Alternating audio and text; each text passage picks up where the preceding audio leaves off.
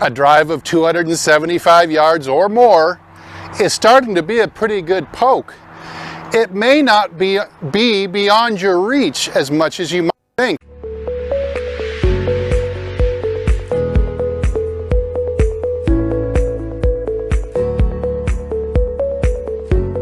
Hey, this is Steve from HitItLonger.com. I'm here again at Golf Development Complex in Moore Park, California. If you are new to my channel, I'm on a journey to hit longer, straighter drives, have more fun playing, and if that sounds like we share the same goal, then you might think about hitting the subscribe button and turning on the bell notifications so that you get a notice of every time I come out with a new video. So welcome back to my Personal Milestone Series. We started this journey at a 200-yard drive, 225, 250. Now we're up to 275 yards. Each of these successive distances that we're covering, every 25 yards, sure, they have some similarities in the things that you're going to have to do to be successful, but they also have other areas of focus that you have to get into. Some of the things that you needed to focus on at 200 yards, hopefully you're already dialed into if you're going for 275 yards. For example, at this point, I would expect you to be able to hit pretty close to the sweet spot. If you're already driving the ball 250, 260, then I'd expect that a lot of times you're hitting pretty close to the sweet spot, which golfers trying for 200 are much less consistent at. You probably have a little bit more knowledge on the gear. At this point at 275, you probably are still fine with an off-the-rack model driver, but you've got to be very particular about the loft. And the shaft you're starting to use is going to be important in determining launch angle and spin rate and the right flex so that you're consistent with it. So let's talk about some of the other ideas that you're going to need to drive a golf ball out there this far. So first of all, there is a speed requirement. The lowest speed that I've ever seen anybody hit at 275 is right around 97 miles an hour. I will post in a sister article this. I will post a thumbnail of somebody who has done that. 97 miles an hour to go 275. TrackMan will probably tell us that it's possible to do that at maybe a mile or two less, but hitting their high water marks on their optimals chart are really, really hard. You could really only touch up there if you're super efficient. Well, I consider myself a pretty efficient driver of the ball, and only once in a while, if I've really put everything together, will I touch those numbers. Otherwise, I'm maybe 5 to 6 to 8 yards short of their top numbers, and that still feels like I'm hitting the ball awfully far for the amount of energy that I'm putting in. So as far as the driver I'm using, I'm still with the this 9-degree stiff shaft.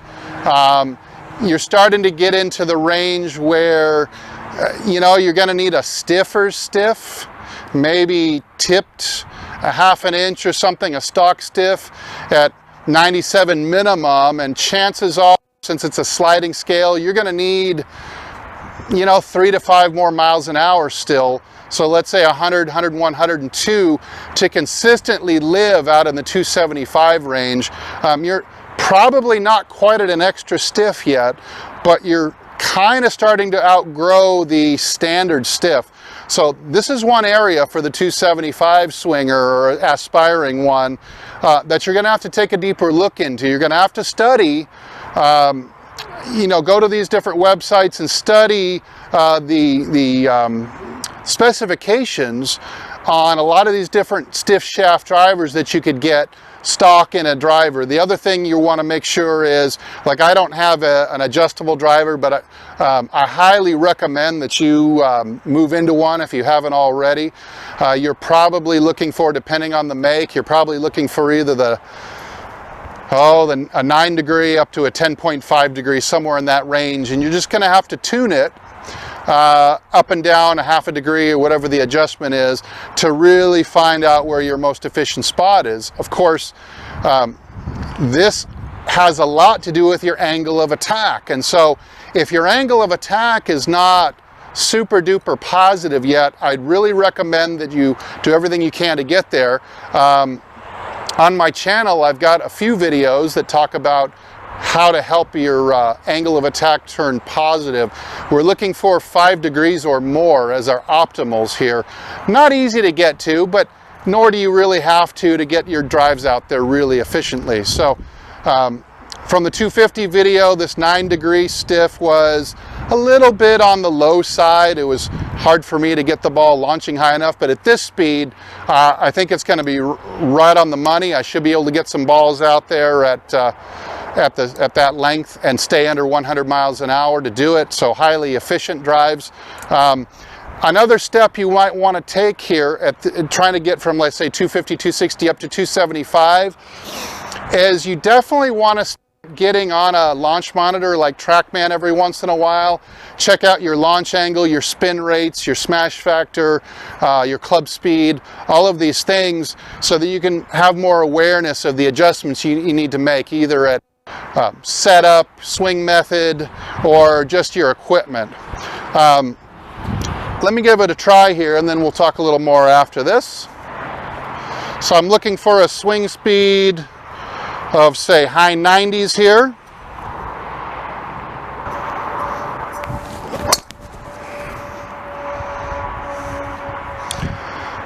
That feels like that's going to be the ball. Let's check it out. All right, I got some really good numbers to show you here. Really good swing I just made. So for all the non-believers, I'm going to hold this up really close so you can analyze. So you know I'm not fudging. That was a really good shot. So at 99 miles an hour, I was able to hit the ball 279 yards. So full disclosure, that was my third take. I wasn't far off on the first two, but this one really popped. So this is good numbers to show you on how, give you a blueprint on how you're going to do this. So at 99 and change, I was able to hit a ball 279 yards. I hit up on the ball 5.1 degrees, so that's a huge check mark there. For those of you who are interested in the carry on this one was 254. So 25 yards of roll, that's not ridiculous, right? I mean, it's kind of right in line, about 10% roll. The launch there was 12.5 degrees, pretty good. And the spin rate was about 2,300. So all those numbers kind of fall in line with where TrackMan's optimals would be. You can check out my numbers compared to the chart, and you'll see, I think you'll see that I'm pretty darn close here. I might be able to do this with a couple less miles an hour. We will see. It's possible that I might have to move down to an 8-degree driver to do it. I'm going to try it and we'll see.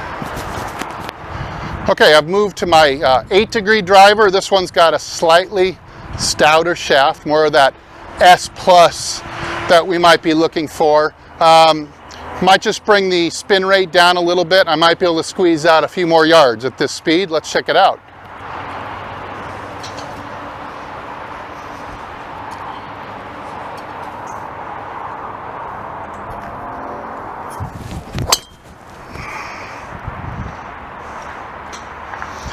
All right, I think that's going to do the job. Let's check it out. I hit that pretty well.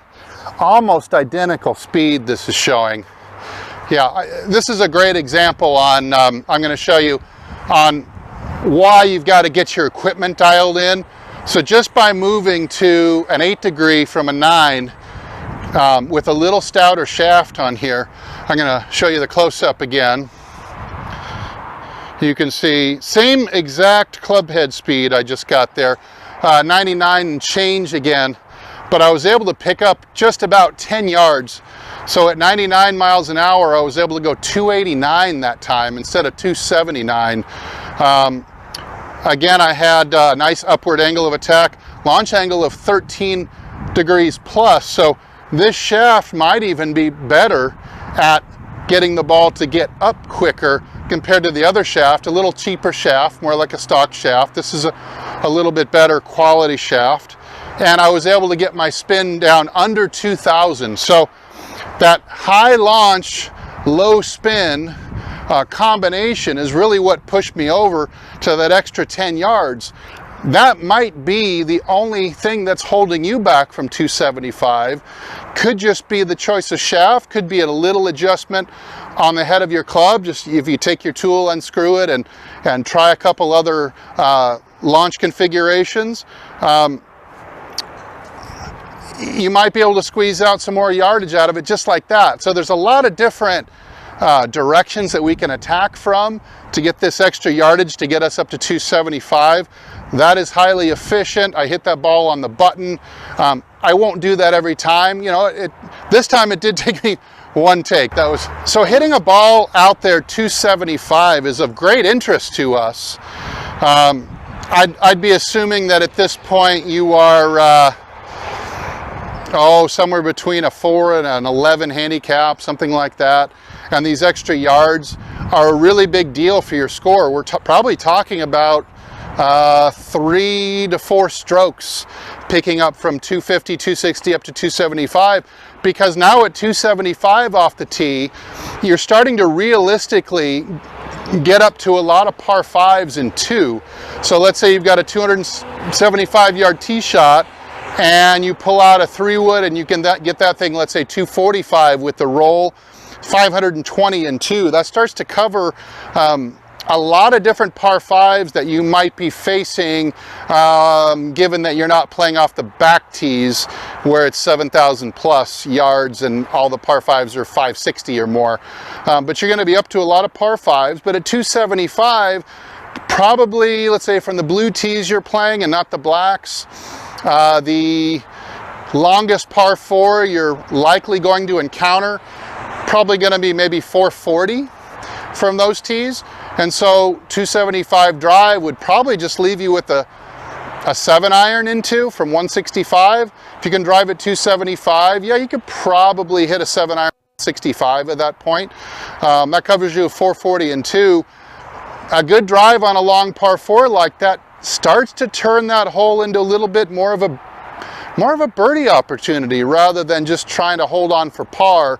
If you're only driving at 250 and you've got 190, you're looking at a hybrid into the green. Now the difference between a hybrid and a 7 is you don't know where the hybrid is going to end up after it hits the ground, because it's could run on over the green into a bunker, into the rough.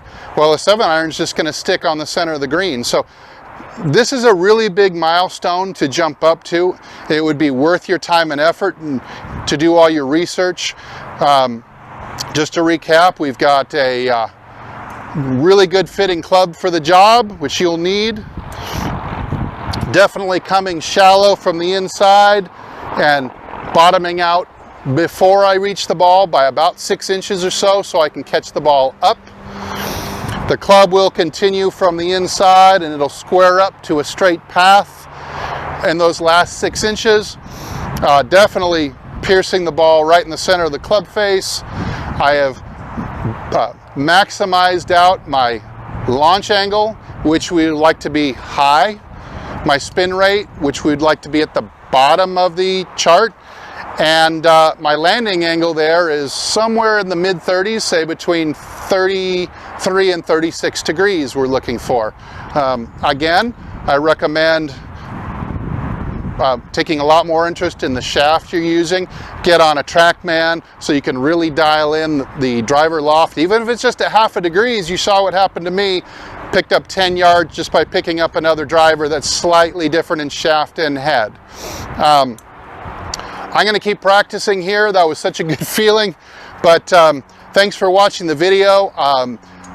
If you're up to 275, hey, look in the near future for my video on how to drive at 300 plus, and maybe I can help you get up there at that point. So see you on the next one.